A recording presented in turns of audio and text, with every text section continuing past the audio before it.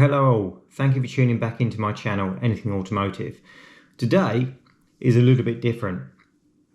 There's a lot of YouTubers out there and YouTube is really difficult and people give up, and I've given up several times. Over the years I've stopped doing YouTube thinking I'm not getting the views, then I start again, then I stop again. But today's video shows an amalgamation of 3 videos put together. It's a bit of a journey to show you how my YouTube channel has changed, how my videoing has changed, but best of all, it's all about the journey of my Lotuses, from my very early Lotus S2 to my 2008 S2 to my latest Lotus, which is the Lotus Emira, which was my dream car. Keep tuned right till the end of the video and you will see my journey and how my YouTube channel has progressed and grown over the last few years. So let's get to it. Hi all, I haven't done a video for a while, so I thought, nice evening, sun's out, I'll take the Lotus S2 out for a run, but also what I'll do is give everyone some advice who might be thinking about buying one, because it's the advice I needed when I was buying one, and I read mixed reviews, to be fair, and some may be right and some may be wrong, and people have different experiences. But I suppose what I really wanted to do was give everybody my thoughts and what's happened to me after owning this car for 3 years. And to be honest, it's been a bloody good car for 3 years, really good car. So it's a 1.8k series Rover engine in the rear. So yes, lots of reviews online about catastrophic head gasket failures. Did I check it when I bought it? Yes, and absolutely fine. One thing to keep an eye out, or 3 things to keep an eye out for, is if you're getting gunk in the under the filler cap, on the end of your dipstick, or traces of oil in your reservoir there, then you need to keep an eye on the head gasket and get it checked out, guys, because they will fail and cost a lot of money if not. But as I say, it's a common failure, they say, on the K series engine, but I've never had an issue, to be honest. Nothing else more to show you in here. A little bit of a boot, but you don't really need a boot, do you, really, in a sports car like this, you know. So what else can I show you? The other issues I've had, which isn't many, guys, so I haven't had many issues at all. So near side steering rack play, I have got a tiny bit of play in there, but you can't even see it, it's that small, but a tiny bit of play in there, and that is also a fault that does appear in them, and it's just because the suspension is running quite tough, as you can imagine, in a little sports car, and you have potholes on the inside of the road, so you know that hits them and it basically rattles the steering rack and puts a bit of wear and tear in it and what have you. And another thing that I've known of and seen but never had a problem with is some of the cars, they get a bubble here of raised of the gel coating here and here, and it's just where water gets in underneath the headlight seals there and then blows the paintwork. But no, again, I've never had an issue on there. Anything else? A couple of more things probably just to show you is window runners. So again, car suspension is quite tough, as you can imagine. Look, I'll show you. It doesn't move, does it? So it's quite tough. So window runners, you'll probably hear this, I think. The runner's got little buffers inside the doors and they just wear out, and all I need to do is repair and put new runners in, and you know, something that is a winter job really, but I will do that as and when I need to. I'm not worried about it, and I'm not going to rush and do it, but I will do it at some point. So inside the car, very basic, just standard seats really, with a little bit of padding, as you'd expect a sports car, not a great bit of padding, just your dashboard, simple dashboard. The other thing to look out for when you're inside is in here where the fan speed switch is. If you're going to buy one, you can hear mine running. If you're going to buy one, just check that out, because the PCB boards do tend to blow in them and they stop the fans working, and that can cost around about 350 to 400 pounds. The fans are situated in the front under here, or the PCB control panels are in here, and if you can't get them off, you have to shut the whole front clam off, which will obviously start to cost you, you know, so just be careful there. So when I bought it, tyres were okay but old, bit cracked, so I just put a standard set of tyres on it, which have been fine, grip the road fine. Just be wary, you can't just go and buy tyres from ATS. The front tyres are the same size as a smart car and you can't get them from everywhere. And for the Lotus, to get a set of 4, get them off the internet from a Lotus specialist and you can get them. Servicing the vehicle, not a major problem really. Get it serviced every year. I don't go to a Lotus dealer, I go to a Lotus specialist. GTS Performance, great guys, used to be Lotus mechanics at Lotus, and they will look for all the paperwork and they will basically only service what needs to be done. So last year they didn't need to change the oil because they'd only done 500 miles. They'll change the oil this year and make sure it's all okay. They change the cam belt when the cam belt needs changing, but apart from that, not a great deal needs doing. Probably servicing costs every year, it's costing me in the region of around, average over 3 years, 370 to 420 quid. I'll be happy to say that. So the rear end of the car, love the rear end. They're really nice, look really wide, look really low in the road, look really good. Exhaust either side at the back. The S1 has the 2 exhausts in the middle, which I have to say I do quite like and prefer, but I do also like this car as well. And the body shape as well, it's got some nice lines on it. It's all fiberglass, you know, quite light. So the 1.8 litre engine, I can't remember the stats entirely, but I believe it's about 115 horsepower. But if you consider you're only really carrying 915 kilograms of weight due to the light chassis and the fiberglass, actually the car goes well. It sticks to the road like glue.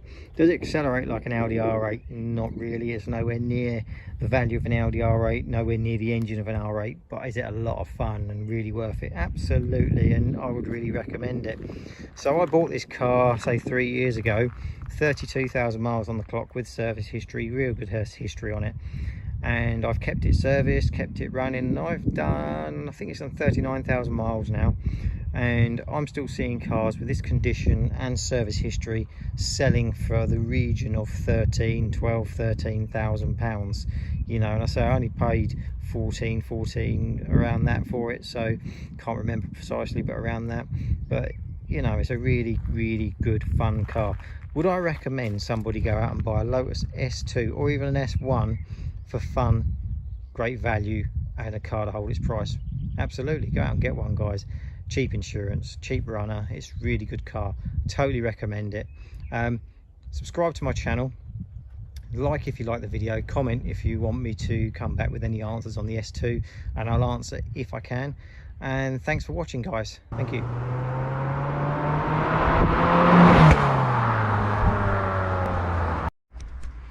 Well, good afternoon all, and welcome back to my channel, where I tell you the truth about a car that I've driven, that I own, and not that I'm paid to drive and tell you what they want you to hear.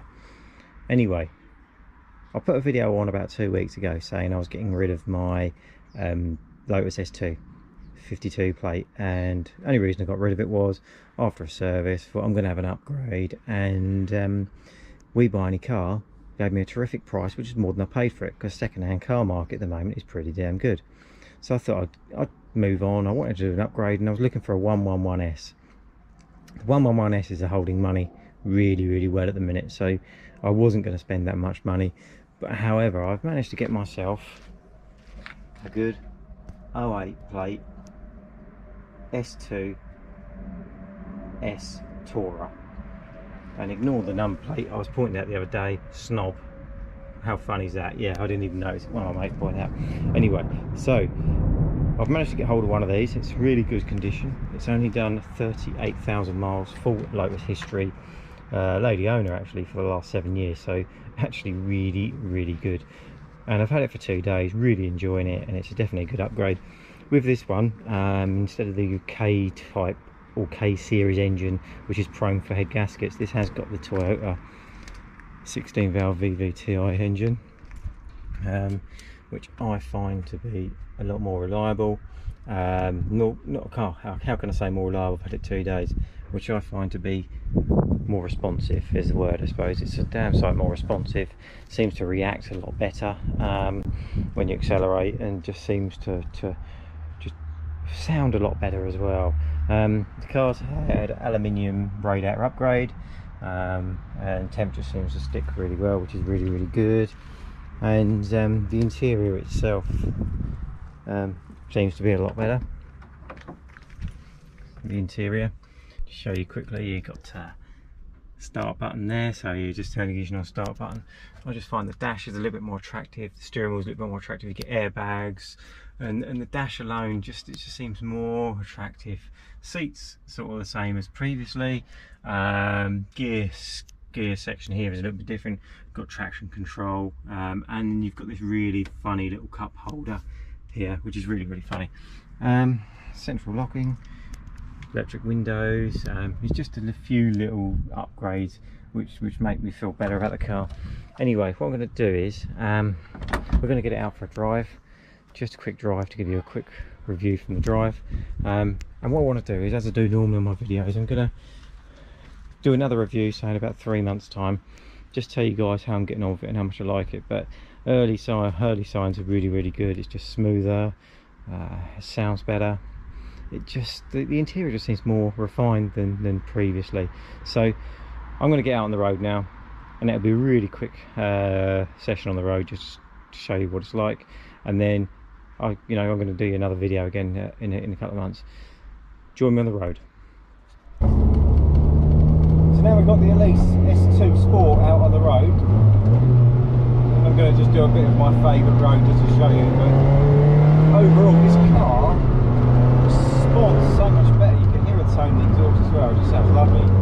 But this car, compared to my old model, the 52 by 2002, that the K series engine in, obviously this has got the Toyota engine in, but this car is just such a different car. Servo driven brakes, so I can actually stop better. You know, the other brakes were good in the other car because you had to really work for it. You know, that was a car that you had to drive and work for as well. You know, that was a racing car, just a racing car, but you can actually have a bit more fun in it, and it's a little bit safer. We've got traction control, we've got all the bits and pieces in this that you need.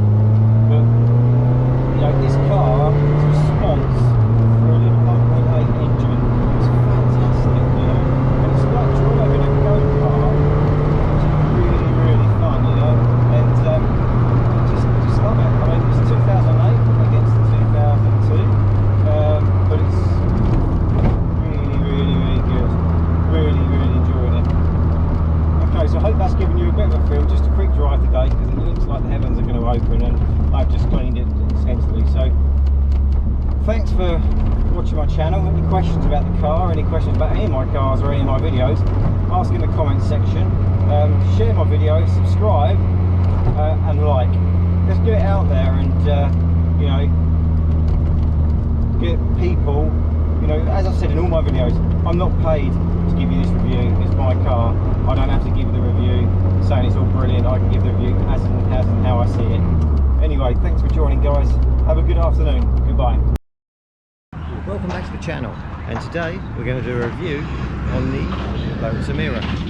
On my last video I said I was going to do a review after I'd done a couple of thousand miles or 1,000 miles. Unfortunately, due to the weather, work commitments and everything else, I haven't achieved that many miles. I think I've done about 700. So today's review is really based on owning the car for 5 to 6 weeks, which I hope it gives you the right overview. But let's start.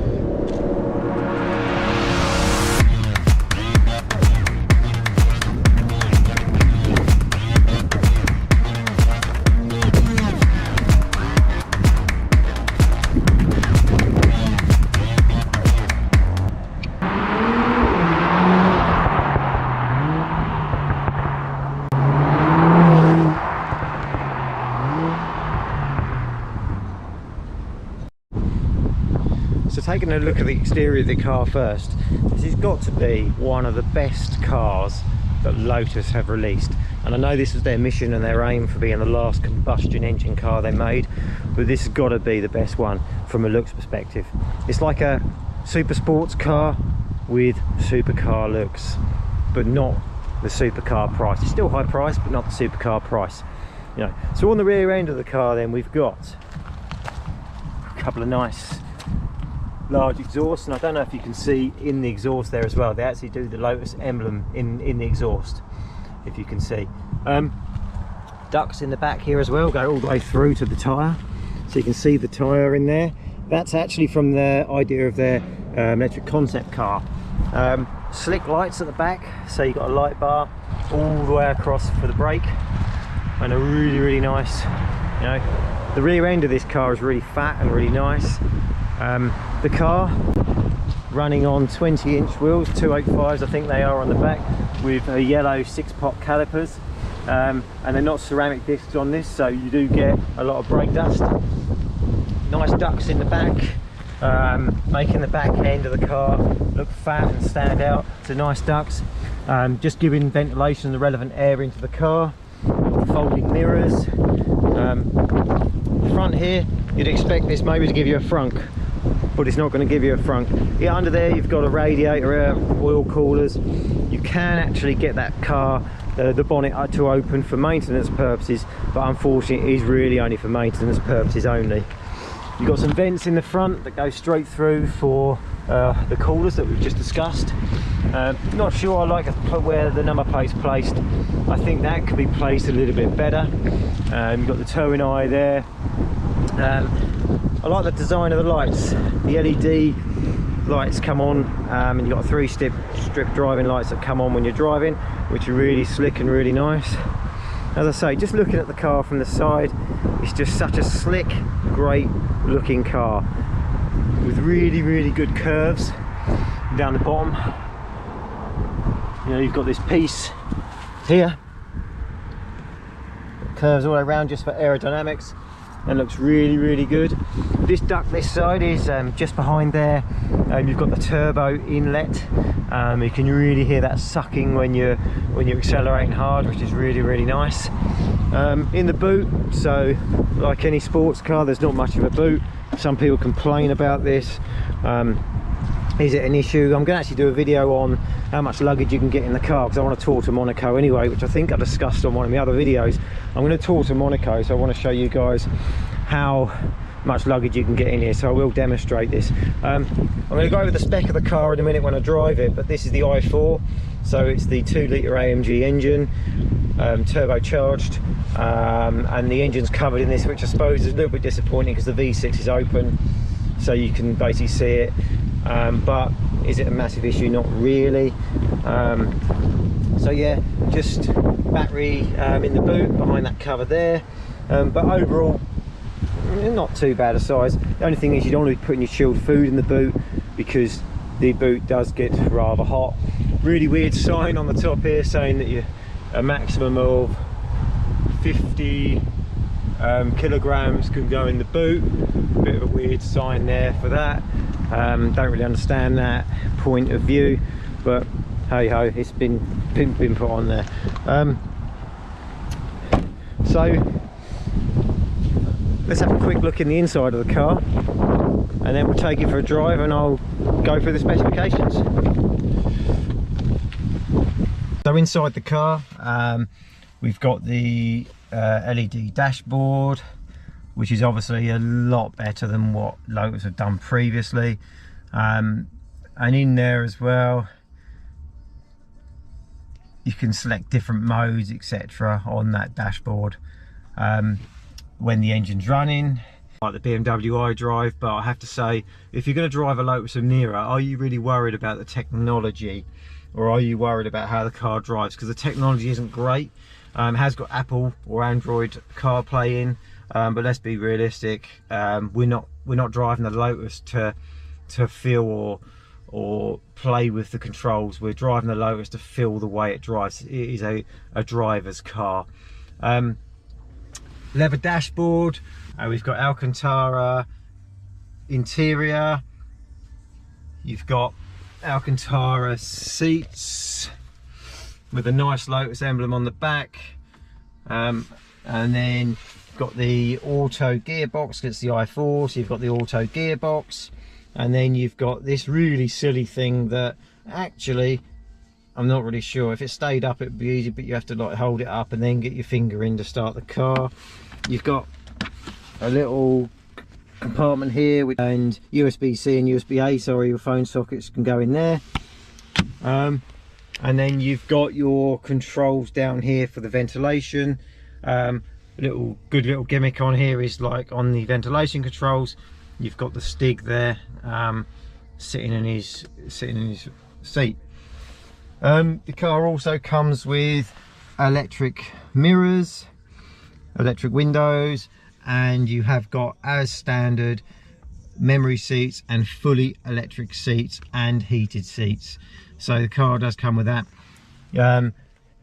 Overall interior, a hell of a lot better than what I've been used to from driving the S1s and the S2 Lotuses, which I've owned, and this car is a totally different generation. Does it have some niggles? Definitely does have some niggles, but I'll have to say, from the drivability point of view, them niggles are overtaken by the way the car drives, and it just makes you forget about anything else. It's a fantastic car.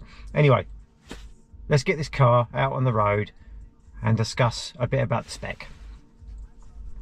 So let's go on the road then. So before we drive off, so I haven't got to read the spec sheet when we're driving, let's just do some comparisons. So as I said in my previous video, which is well worth a watch, because the previous video will tell you how achievable it was for me to buy this car. So this is the 2-litre AMG Mercedes engine. The engine produces 360 brake horsepower and a 0 to 60 in about 4.4 seconds, 4.3 seconds.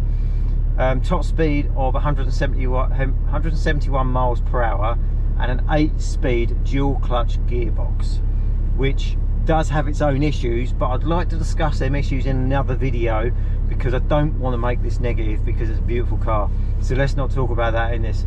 So this car, round about, let's say 85 to 89,000 pounds, depending what extras you have on the car. So let's talk about the elephant in the room. The AMG i4 engine doesn't sound as good with the tunes coming out the exhaust as the 3.5 V6. However, that is changeable. You can change that. You can put a different exhaust on, which a lot of people are doing. So that is changeable. However, I took this through a tunnel the other week in track mode, and it sounded beautiful, to be honest. So I'm not too fussed, but might I change the exhaust? I think I might change the exhaust, yes. So the alternative to this car is the 3.5 litre Toyota V6 engine producing 400 horsepower. Now that car comes in a manual or an automatic. A lot of people rave about the manual because a Lotus is a driver's car and they want to be driving a manual car. I personally prefer an automatic, and that is one of the reasons I didn't get the V6, because I didn't want to be changing gear all the time, and I'm really enjoying an automatic car now. So the 0 to 60 in the 400 horsepower 3.5 is only 4.2 seconds, so it's actually not that different if you compare. And 180 miles an hour, so you got 9 miles an hour just by having that bigger engine. And retail price, let's say anything from 90 to 95,000 pounds, around about that. Different. The AMG 2-litre only weighs in at 1,446 kilograms because the engine's a lot lighter. So this is why you still get the performance out of the 2-litre engine. And to be honest, the fuel economy is better as well. Not that you want to worry about that when you're going to be driving a super sports car. But let's take it for a drive and show you what this is about, and we'll talk about it a bit more when we go. So gearbox on these is a little bit strange. So when you start up, you're in park, and then actually you think, oh, like any normal automatic, you just pull once and you're in gear. No, you're in neutral, and then you have to pull again and do that into first. Exactly the same when you go into reverse. So you go into neutral and then you go into reverse. So bit of a strange setup. So got a reversing camera in there as well that I didn't cover earlier on when you go into reverse.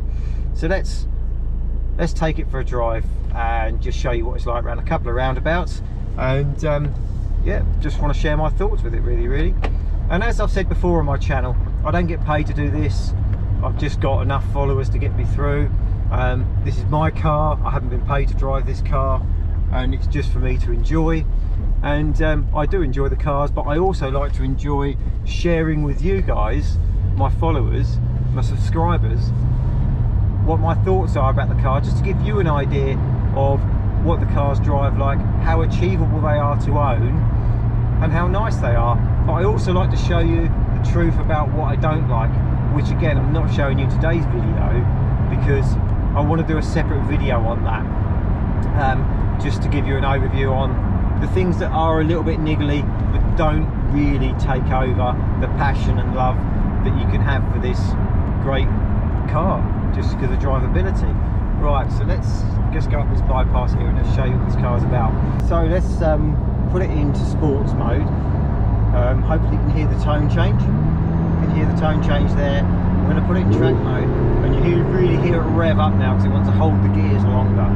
Now within track mode, the car is obviously giving you more power, quicker acceleration, but it has turned off the ABS and traction control. So on a day like today where it's a little bit greasy, 2 degrees, it's probably a little bit naughty. So I'm going to put it back in sports mode because we still get the power, we still get the high rev gear change, although we're going to use the paddle shifts anyway. And I just want to show you how it accelerates out the corners, round the roundabouts, and bits and pieces like that. Now we have currently got a lorry in front of us here, so what I want to do is probably spin it around here, and then we'll go back the other way, and I just want to show you what she accelerates like, really. Let's do it.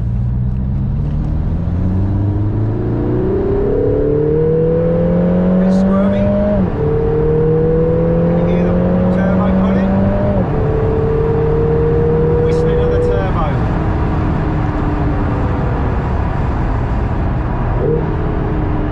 Then the rev match, when you change down the gears, you've got rev match, and that's a good thing to say with regards to the 3.5 V6. You don't get any rev match on the manual or anything. You've got to do that by toe and heel. So you do not get the rev match or anything, you know, so you do not get so much fun. With this, it does the rev match. And also as well, you know, as I've said previously, because of the weight difference between these cars, there's not much difference in acceleration. But also what we've got to consider as well with this is the Toyota V6 engine is already at its capability. This AMG i4 engine has the capability of being tuned to well over 400 horsepower, which will put this car in excess a lot quicker than the V6, and that's what people have tended to forget. This is a very, very strong engine that is capable of handling a lot of things. Now, I want to get back to showing you what the car's doing, but unfortunately it's a busy day at traffic, so we're going to head down here, get to the roundabout, swing it round, and give it some more. Right, we've got a clear road now, let's go. Oh, she wants to go sideways. And you can hear the pop as the gear changes. Just absolutely amazing acceleration. And rev match. Yeah, just really amazing what this car is capable of doing. Norwich test track or racetrack as well. I believe there's a session there August 2025 in the Lotus Club that I'm part of. So I want to get this on the track, and just the capability of this car is amazing, and it needs to be tested. And I really thoroughly, you know, anybody watching my channel that's watched how easy it was for me to achieve to afford this car, the affordability, watch that video and see how affordable it is. Get to Lotus and get a test drive. I guarantee once you've test driven one of these cars, you ain't going to want to not buy one. That was my mistake. They said to me, test drive it. I'm like, no, test drive it, and I bought it. And I'm going to do that because the car's amazing. Let's just hold back a little bit more, and then let's show you the capability again. Here we go, 3, 2, 1.